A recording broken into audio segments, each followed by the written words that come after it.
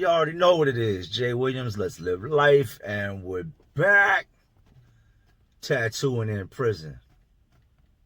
Man, the good and the bad.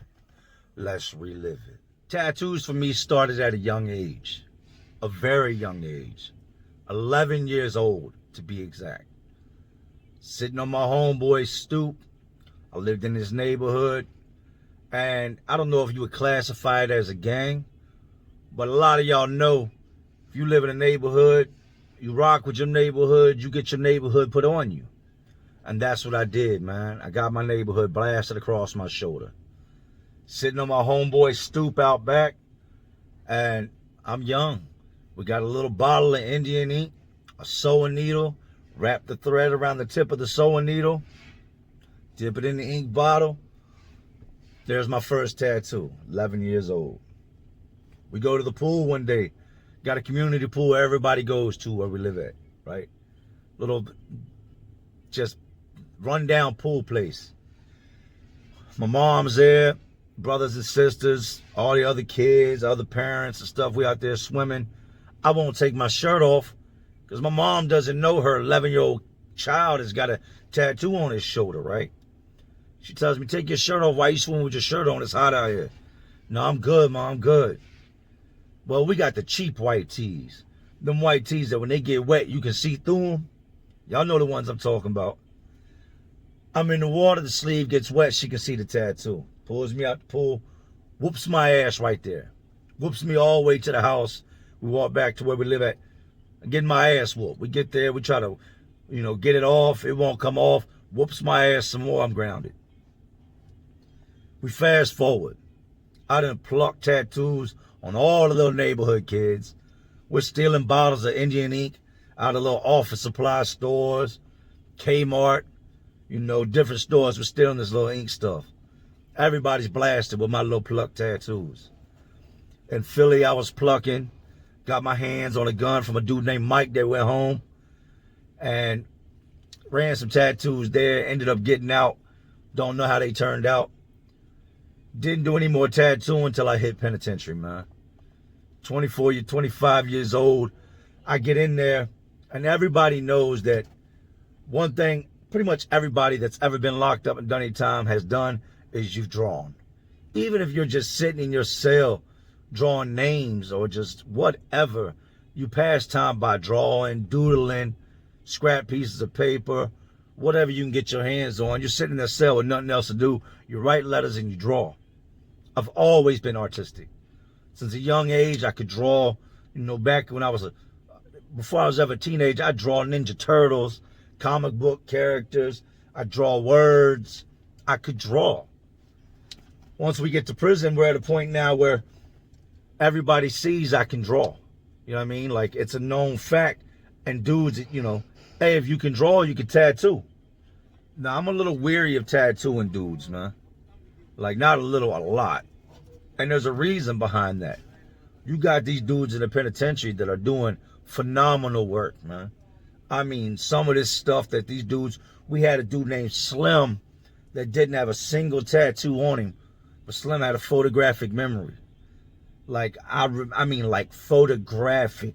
Slim could see something one time and he could duplicate it on skin or on paper after seeing it one time, down to every last single detail. And that's what he was known for doing. It's hard to compete with people like that. Not just that, there's the aspect of there ain't no eraser on a tattoo gun. So if you mess something up, it's fucked up. You know what I mean? You done scarred somebody up.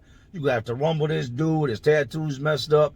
You was trying to make some money, but now you're gonna get to fighting because somebody gotta wear this shit, their whole life.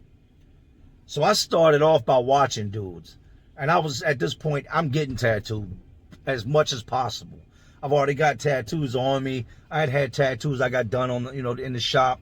Some of my homeboys on the streets could tattoo. My homeboy Shawnee P could tattoo.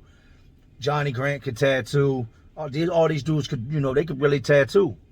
So I had some, but I'm tying all this stuff in together. And as I'm being tattooed, I'm asking questions. You know what I mean? How are you shading that like that? How are you blending that? Why did you not just dip the gun back in the ink to shade? Why are you shading with the blood? I'm watching, And I've paid this dude to do my tattoo, but as he's doing it, what he doesn't realize is I'm taking notes because I plan on getting in the game. You know what I mean? I need to eat, and all of y'all are eating. I can draw better than most of y'all. I can shade my ass off on paper. I just got to figure out how you're doing it with this gun. So I'd ask him, why are you turning the adapter up? Why are you turning it down? I learned fast. I start off tattooing on myself. I start my legs, start at the ankle, working my way up. This shit is turning out good. Other dudes are seeing it because I can't wear pants. It's got to heal. I'm digging myself up. It's harder to tattoo yourself than it is somebody else. I dig myself up in a couple spots. Hurts like hell. Thick scabs. I realize, okay, don't do that. Now, a lot of different things go into tattooing that y'all don't know about. People don't tell you about, and if you ain't been in prison, you don't know about. 1, tattooing, highly illegal. There's a big chance of you transmitting hepatitis C, staph infection.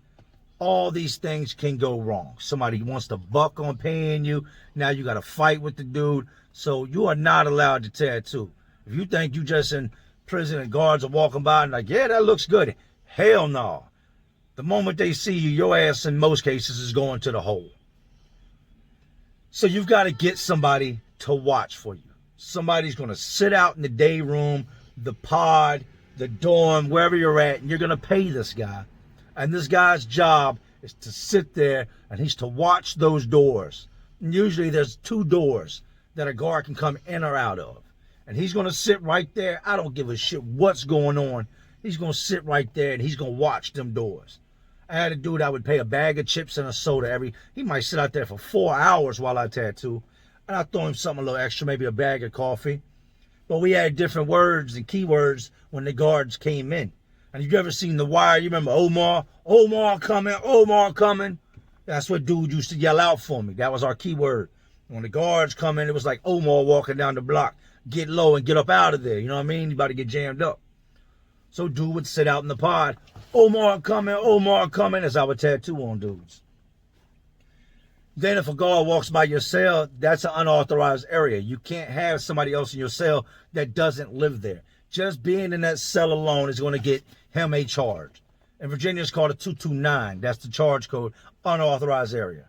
He might lose some good time. He might get commissary restriction. He might get a fine. Whatever it is, it's bad. They're going to shake your cell down, want to know why he was in there. I've had situations where I had to hide dudes underneath my bunk and pull the blanket down to hide them, and some inmate, not a convict, because convicts don't do this, an inmate will stop the guard in the middle of the pod and start talking to them about nothing. Now, I can't tattoo while this guard is in the pod, and we call it putting the handcuffs on the guard, because you've got this dude handcuffed pretty much stopped, and everybody, there's cells all throughout here right now that's got illegal shit going on. Might have dudes bagging up weed. You might have dudes smoking weed, smoking cigarettes, bagging up wine, tattooing. You know, you got the dudes that mess with the homosexuals, might be in a cell with the boy. There's so many different things going on at all times because the penitentiary is a world within itself. Now, the guard is in here, and you got Jimmy Greenhorn over here holding the guard up so everything's on stop. Everybody's peeking out their door that's got something illegal going on, and you got to stop until the guard leaves. This dude's under my bed for an hour or better. His tattoo's healing. I ain't touched him in an hour now. I got to dig back in this and open this wound back up. Irritating as hell. I've hid dudes beside my toilet, like right beside my toilet, because if you sit on the toilet and they sit down beside it, the guard can't see you because of the way it's leaned, and act like I'm using the bathroom with a dude sitting right here because he'd rather be sitting beside me, like right beside me as I'm using the bathroom, than get caught getting tattooed. But I'm not really using the bathroom. I'm just making it look that way.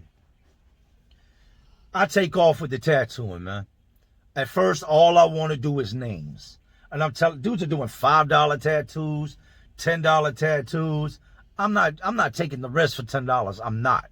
Might sound stupid, but the fine for it's going to be more than that. It's not. It's like people take risks all the time that don't outweigh the actual downside of what's going to happen if you get caught. You know, the risk has got to be greater than the repercussions. So my price is worth the cheapest. I luck up, man. One of the first dudes I really started tattooing on was black.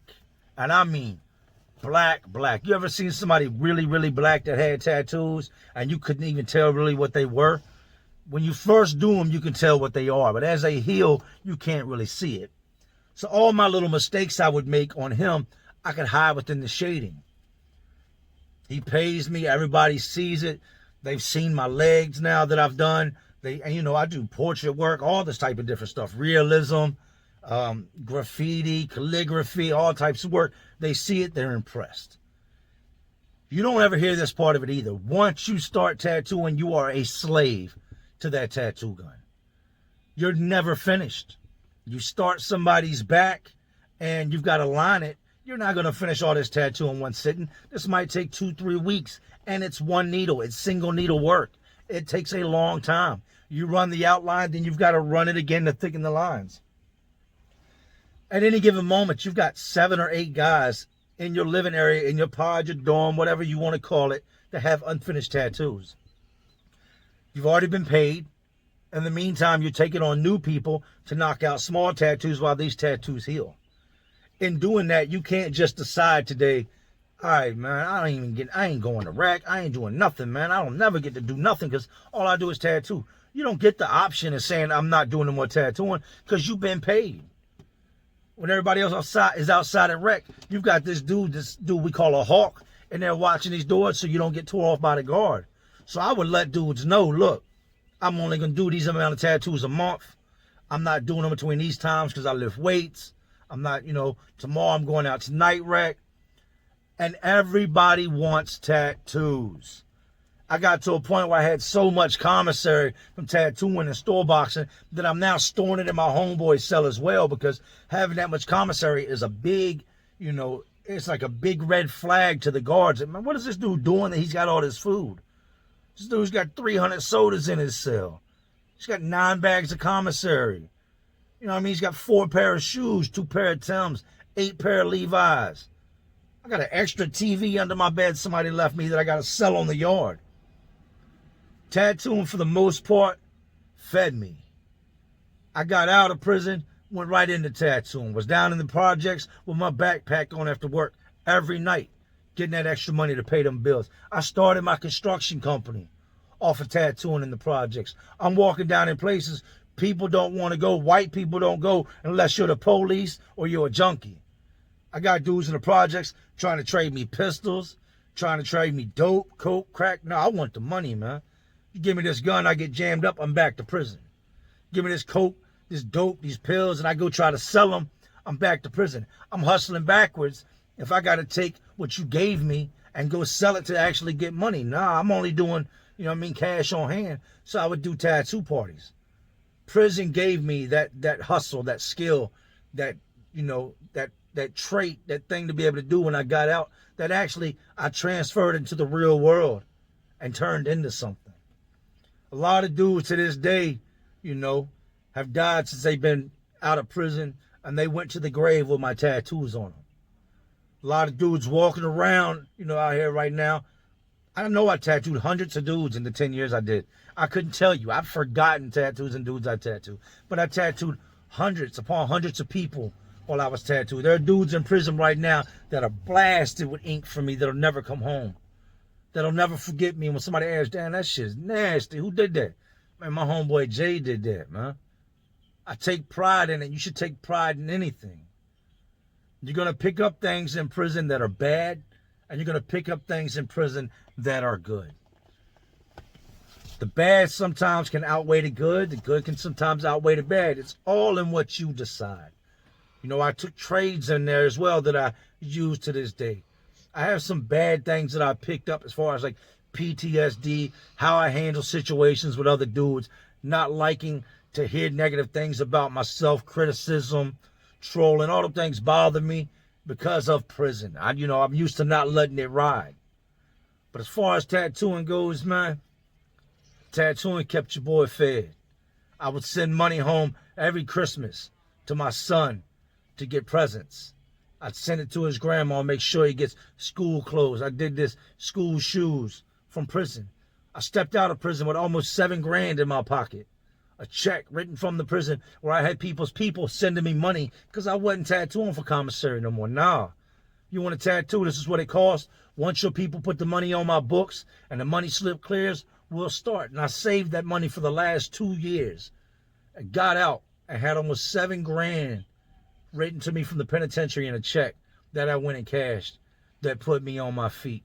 I went sneaker shopping, built my wardrobe, did all that off of tattooing in prison. Now I'm going to do a part 2 on this sometime near in the future about all the bad tattoos I did, fights I got in behind tattoos. But you always got to lay down the basics. You got to put the foundation. And that's what part 1 is, man. If you don't want to end up being the dude hiding behind somebody that's sitting on the toilet with their pants down while the guard walks by, don't go to prison. You don't like being crammed up underneath a bunk while the guards stand out in the pod being handcuffed by some inmate, don't go to prison. If you don't want to be an etch-a-sketch and run into the wrong dude and get a big dumbass tattoo on you that you can't never cover up, don't go to prison, man. Tattooing might just be the thing that you need. It might be what saves you. It might be what feeds you, stops some stomach pains at night, puts that money on your books and gets you through. But I suggest everybody stays free. Get your work done by a professional. Try to avoid being locked up. Don't do it. It's nothing like the brochure. It's everything like what you hear. But you already know what it is, man. I hope y'all enjoyed the video. This is Jay Williams. Let's live life. And to all my real ones and the awesome real ones watching, because y'all watching me, salute.